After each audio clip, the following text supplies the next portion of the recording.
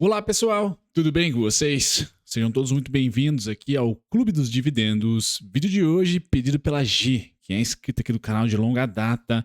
Eu vou comentar sobre Neogrid. Eu, como não encontrei aqui material institucional suficiente para trazer uma apresentação sobre a empresa, vou vasculhar aqui pelo site junto com vocês. Vou trazer também algumas aquisições feitas no curtíssimo prazo, seus resultados do quarto tri, e aí a gente vai comentar um pouquinho sobre os resultados do quarto tri, explicando de onde veio as receitas especificamente, de que tipo de serviço, né? O Grid que fornece, pelo que eu entendo, já que eu sou uma ameba nesse setor, ela é uma empresa de Software as a Service, o SaaS, para quem gosta e entende da sigla, deixe nos comentários, eu fixo você no topo. Mas o que eu entendo é que ela é uma TOTS, ela é uma provedora de inteligência via software, via programas de computador ali, desktop, nuvem, etc., tá? Para empresas de varejo, cujo qual o foco principal da Neogrid é fornecer dados de supply chain, da cadeia de suprimentos de você varejista, você do agronegócio, você de clínicas ortopédicas. É como que a gente vai rastrear e tirar insights sobre aonde estão os produtos que você pediu, que você precisa de estoque, como é que está a logística disso, preços, inteligência, volatilidade, tudo que envolve, pessoal, cadeia de suprimentos, ou se você for mais gourmet, supply chain. Então, é uma TOTUS especializada em logística e inteligência logística, via tecnologia, softwares, tá? A TOTUS é um pouco mais complexa do que isso, e assim que talvez seja também uma Neogrid, mas especializada em softwares para o setor financeiro, tá? Então, nós temos essas três empresas de software, as três são lucrativas, também é lucrativa a Neogrid. Eu vou mostrar isso para vocês como já está na telinha, tá? E aí eu vou comparar aqui Neogrid com Cash, pessoal, para fazer uma provocação para vocês. Como a Faria Lima não tem assim justiça em relação a preços. Cai todo mundo. Quem é deficitário cai do mesmo jeito de quem é lucrativo. Nesse caso, quem é lucrativo é a Neogrid. Já vamos falar sobre isso já já. O quão valuation é difícil, pessoal, para nós, pessoas físicas. A gente tende a pagar muito mais do que realmente vale o IPO, né? A IPO realmente é uma das grandes sacadas aí da Faria Lima e de Wall Street, onde se infla, tá, os preços de ativo. Então o banqueiro vende muito bem a IPO, né? Tamanho da simetria atual, pessoal. Neogrid cotação, Neogrid lucro, tá? Um pouquinho de papo sobre juros, infelizmente, quem não gosta, vou falar um pouquinho sobre juros, pessoal. Aí a gente termina, não vou falar sobre o TRIG, não. Vou falar direto sobre os preços da Neogrid, que tá feioso, o gráfico é horrível, mas se você quiser ficar até o final, vai ter o papo técnico também. Certo, pessoal? Seja muito bem-vindo aqui ao Clube dos Dividendos, bem-vindo. Eu sou o Bruno Mazzoni, analista CNPI, e hoje o papo é Neogrid. Passando pelo disclaimer, eu já vou para a parte profissional. Gostou das pautas, pessoal? Gosta de bolsa de valores, macroeconomia, curva de juros, commodities, dólar, índice, inflação, dividendos, ações? Pois bem, Clube dos Dividendos e eu, pessoal, nós publicamos aqui 2 vídeos por dia. Então considere se inscrever e ative as notificações para o YouTube da massa avisar vocês sempre que tem vídeo novo. Pessoal, infelizmente eu não achei ou não há empresas que cubram a Neogrid para se fazer uma apresentação institucional bonitona, tá? Para olhar o tamanho do mercado, os principais clientes, porcentagem de receita para cada cliente, coisas que eu trago nos vídeos aqui. Então, assim, dentro do site de RI da companhia não tem muita coisa. O que eu vou tentar trazer para vocês é alguns destaques. A empresa foi fundada em 99, tá? É uma companhia, como eu falei lá, Software as a Service. Então, você instala, tem um custo de aquisição e um custo ainda maior de troca. Então eu gosto desse setor, pessoal. Eu gosto da TOTS, vocês sabem disso. Gosto da Sinqia também. Por quê? Porque é muito chato você trocar a barreira de entrada assim que a empresa entrou a empresa de software, Neogrid, Sinqia ou TOTS. Ela entra numa companhia, é muito difícil tirar ela de lá, porque o custo de mudança é muito grande. É bem maior, por exemplo, do que sair de um iOS para um Android, ou de um Android para um iOS de celular. Tá? Então o custo de mudança é chato, tem que treinar pessoal, tem que instalar tudo de novo.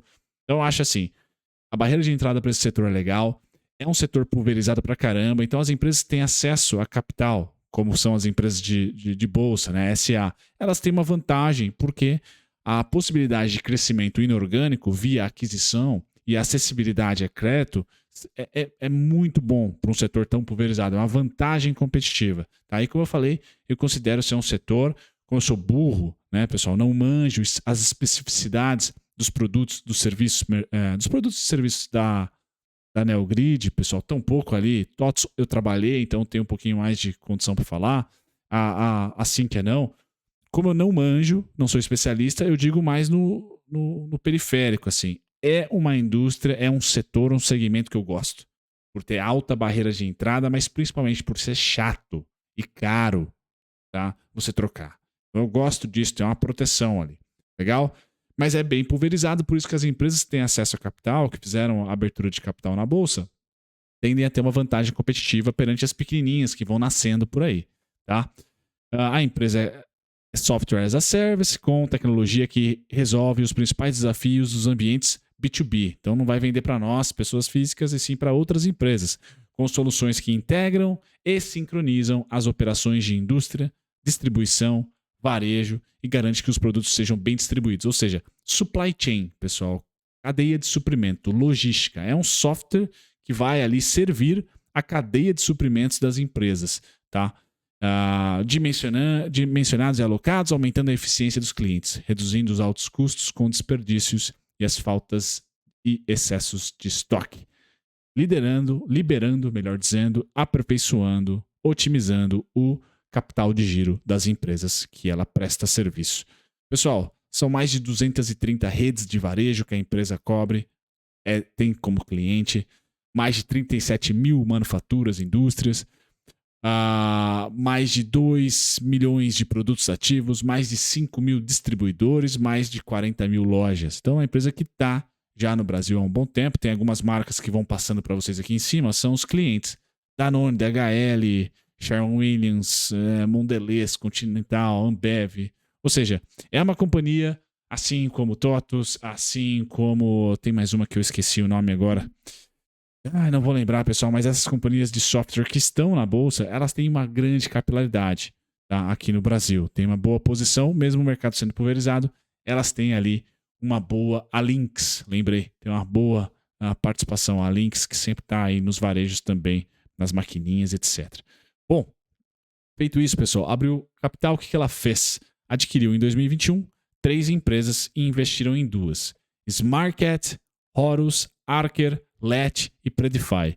É o que eu falei no começo, né? Pelo menos na minha opinião. Tá? A empresa que tem acesso a capital, ela vai comprando as menores. Tá? Então é um mercado de crescimento inorgânico, porque é muito pulverizado. Tá? Então a gente vai ter que ficar sempre atento às aquisições. Tá? E se vocês quiserem saber mais sobre a Archer, sobre a Horus, sobre a Smartcat ou Smartcat e a Let, também a Predify, pois bem, vocês vão ter aí no site toda a noção do que são essas empresas. Certo, pessoal? Mas, de novo, software para servir cadeia de suprimentos das empresas, tá? O supply chain. 2022, pessoal, foi um ano de crescimento na sua receita de 8,2%, ou seja, cresceu mais do que o PIB, já é um sinal positivo, tá? Breakdown da receita, participação de 17, quase 18% de contratos internacionais, é uma diminuição em relação ao quarto tri de 2021, mas ainda assim é uma participação relevante, tá? Soluções de Demand Activation representaram 47,8% da receita operacional líquida, tá? Isso é interessante, foi um aumento de 3%, 3 pontos percentuais aí em relação ao quarto tri de 2021, tá? Bom, recorrente, pessoal, é o custo de mudança que eu falei para vocês aqui no... Deixa eu sair da telinha, né? Senão vocês não enxergam. Então, o recorrente é o azulzinho, mais escuro ou preto, tá? E os serviços estão ali em torno, né, do verde, certo? Porcentagem de recorrência aumentou ligeiramente em 2022, tá? Da receita líquida aqui, foi bem interessante. Também houve um aumento em relação ao quarto trimestre dos anos, tá? Então, bom ano de 2022, não foi um ano ruim, tá? Receita por região, pessoal, 80-20 praticamente, 82,3 Brasil, 17,7 como mencionado gringo. Receita por oferta. E aqui, pessoal, é o que a gente, infelizmente, tem que engolir aqui um complexo de vira-lata. Então, ela tem 3 tipos de receita: Integration, Replenishment e Demand Activation, tá? Demand Activation é a maior. E aí, vamos lá no site do RI para tentar entender o que é Demand Activation, tá? Para a indústria, certo? Para varejistas, eu já vou trocar ali. É Data Analytics, ou seja, informações críticas e que servem para tomada de decisão, curadoria, etc. Tá? Data Analytics sobre o desempenho dos produtos e redes de varejo. Gestão operacional, desempenho das vendas, gestão e otimização de verbas comerciais, que foi a Archer, que é uma empresa que ela comprou. To Buy, solução que ajuda a empresa no direcionamento do consumidor para melhores ofertas de e-commerce. Essa é a LET que faz. Inteligência de mercado, que fornece informações sobre o comportamento dos produtos no PDV. Horus. Ou seja, pessoal, inteligência, software como serviço para as empresas cuidarem bem dos seus fornecedores, da sua distribuição e do recebimento também de mercadorias e serviços.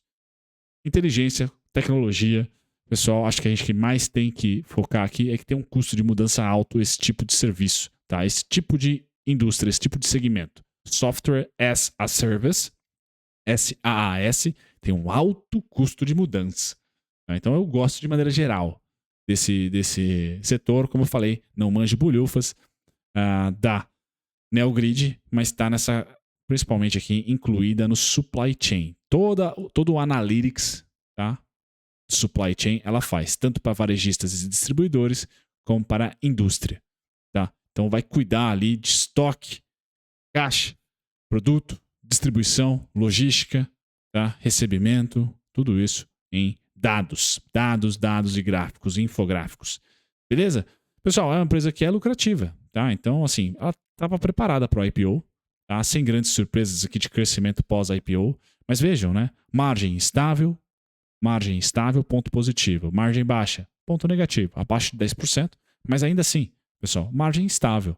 Tá? O Brasil e o mundo oscilou bastante de 2017 para cá. E a margem dela mudou de 5% para 7%, mínima e máxima. Ou seja, ok. Tá? Bem ok. A gente tem que olhar que 2022, pessoal, teve um não recorrente. Tá? Tanto no resultado financeiro ela conseguiu ir muito bem, 6 milhões, quanto nos impostos aqui ela recebeu 11 de crédito. Então, assim, esse resultado aqui ia para o déficit. Tem que tomar cuidado só com os não recorrentes. Tá? Apesar do título aqui, reverte prejuízo e tem lucro de 10,3 milhões no quarto tri. Tá? Somando aí todo o ano de 2022, esses 10,3 milhões aí tiveram adição aí de mais 1 milhão, mais uma milha aí, certo? E aí fecha o ano no positivo. Mas teve aqui crédito de impostos, 11 milhões. Então não foi um ano bom. Créditos para Infomoney aqui, o Felipe Moreira, onde eu peguei essa headline. Tá? Mas é uma empresa, pessoal, que tem alavancagem zero por causa do IPO, certo? Margem estável e eu não teria ali muita crítica para fazer. Tá? A crítica que eu faço, a primeira, crítica entre aspas, né? Isso é mercado, né, pessoal? Se fosse exato, todo mundo ficava rico. A Cash 3, Melius, vocês sabem que é deficitária, não conseguiu ter lucro na base anual pós-IPO, e a gente vê que os preços, ou a tendência dos preços é igual para as duas. Literalmente igual. Tá? Cash e Melius desabaram bastante do seu topo. Tá? Agora, outra crítica que eu faço, tá? É o IPO. Muito caro, né, pessoal? 100 vezes lucro. Não tem cabimento. Tá? Hoje está a 22, tá? Uma empresa de crescimento. Então, a partir dos 18 menos, dos 15 menos é o desconto. Ainda a Faria Lima poderia, por exemplo, aos fundamentos atuais, vender ainda mais a NeoGrid. Não seria ali uma coisa que não vimos acontecer. Em relação ao quarto trimestre, pessoal, uma assimetria bem grande. A ressalva que eu faço é que no ano nós tivemos não recorrente para ela lá, de crédito de impostos, tá certo? Então não é 100% operacional que veio essa superassimetria, mas já existe, coisa que, por exemplo, não existe na Cash, que continua tendo dificuldades de ser lucrativa. Tá? Curva de juros, pessoal, acho que a gente vai lateralizar, tá? Essa é a minha tendência. Então o macro não tende a atrapalhar mais do que já atrapalhou. Então não vejo curva de juros rompendo máximas aqui, curva longa, 2033, 2030, essa é 2028, indo lá para os 14%. Não, eu vejo ela ficando entre 11 e 12%. Tá? Diminuindo a volatilidade finalmente. Então, o macro juros não deve influenciar. E a inflação, pessoal, geralmente os contratos dessas empresas de software as a service são renovados, né, por inflação. Então, assim, inflação não é um pepino para eles. Tá? Eu não considero ser um pepinão. Bacana. No gráfico, pessoal, fica difícil, né? Gráfico é aquela queda que eu traria para vocês de longo prazo. O preço de IPO tem que ser sempre o seu objetivo. Então, 4,50, 4,42, 4,91. Tá? Tem que ser sempre o seu objetivo. Ali olha, até lá há um desconto. Se você acredita que, né, o lucro vai crescer, porque se ela hoje bater 4 e pouco, pessoal, ela vai estar 100 vezes lucro. Então é muito difícil de acreditar isso. Certo? Muito difícil de acreditar. Eu considero que é uma empresa que perde a tendência de queda em 2023. Tá? A tendência de queda, para quem não é familiarizado com o gráfico, a Gi que me pediu, né? É essa tendência que vocês estão vendo aqui, ó, topos e fundos descendentes. Ela perde essa tendência. Tá? Ela tende a perder e ganhar lateral. Tá? Então, vamos supor que ela venha até os 83 centavos, por exemplo, rapidamente volta para os 2,63. E aí começa a lateralizar. Então é isso que eu imagino para ela, lateralização. Qual é a mínima da lateralização? 83 centavos. Depois, R$ 1,19. Tá? Depois, para cima já é alvo, né? 1,72, 2,63. Então, o teto da onde eu não gostaria de comprar mais, gostaria de diminuir minhas compras na Neogrid, esse ano de 2023, tá aqui, ó, 1,72, 1,79 ao 2,63. A partir dessa faixa de preço, se eu tenho R$100 para investir todos os meses, eu investiria 30, 40, deixaria no CDI o resto. Tá? Por quê? Porque a empresa tende a bater lá e com essa lucratividade atual, e deve se manter uma lucratividade da maneira dos padrões de 2023, ela tende a voltar para 1,19. Tende a voltar a 83 centavos. A 1,9, 1,10, onde era a ponta aqui é a mínima atual. Tá? Então, as faixas onde eu quero acelerar as compras estão entre 1,19, 83 centavos. Quem está otimista, 1,39 não, deixa eu ver. Que faixa? 1,38, tá? Que é essa faixa pintadinha aqui, que é um desconto sim. Tecnicamente é uma resistência, mas é um desconto já, era ponto de suporte aqui. Então essa faixa, tá, é suporte. Funcionou como suporte, por isso que agora é resistência. Tá? Por isso que no gráfico é chato, mas eu ainda acho que tá barato aqui, tá no meio do caminho. 1,19 é o desconto atual, 83 é o final. Teto, pessoal, se eu considero que os juros vai lateralizar, as small caps vão lateralizar. 1,72, 1,79 e 2,63. Então, a oscilação de 2023, melhor venda 2,63, melhor compra 83 centavos. No segundo trimestre, melhor compra está em 1,19, tá? Melhor venda 1,79. Legal? Gi, espero ter ajudado você. No gráfico não tem muito o que falar. A empresa nos fundamentos está ok, preparadinha ali para o IPO. Não cresceu porque fez poucas aquisições e porque o macro não ajudou muito. Tá? Quando o macro, como 2023, passa a sair um pouco do calo, não ajuda, mas sai do calo, né? Vamos dizer assim, sai do calo, sai do Aquiles ali, ela pode performar melhor e aí, batendo 1,70, 1,80, aumentando o lucro, o seu preço-lucro não fica gigantesco. Acho que a gente tem que trabalhar aí com compras normais 20 abaixo, 25 abaixo. Mais otimista, 30 vezes lucro para baixo. Bateu 30 vezes lucro não é um bom momento, tá? Nas condições macro atual. Tá? E nem no futuro, para falar a verdade. Tá? Porque se a gente olhar para a TOTUS, é uma empresa de valor, não é uma empresa de super crescimento.